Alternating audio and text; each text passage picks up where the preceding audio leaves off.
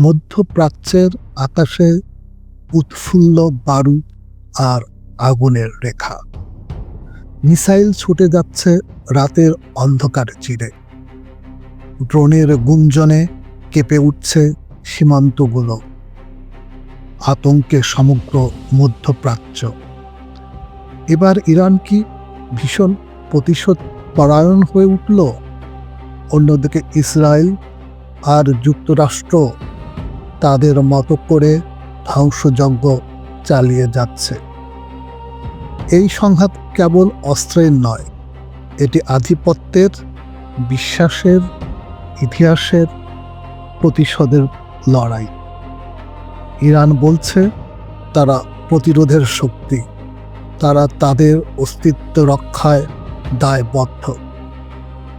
ইসরায়েলের আক্রমণ বলছে তারা ইরানের পতন যে কোনো মূল্যে চায়। যুক্তরাষ্ট্র তার এক কথা, তারা স্থিতিশীলতার জন্যে যুদ্ধে নেমেছে।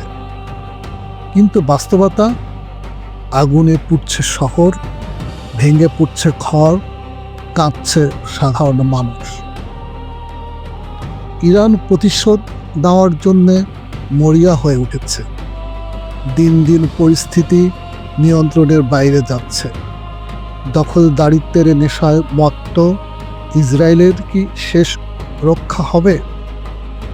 এরকম ভয়াবহ আক্রমণ ইসরায়েল এর আগে কখনো মোকাবিলা করেনি। ইসরায়েল বুঝি এবার নিঃশেষ হওয়ার পথে।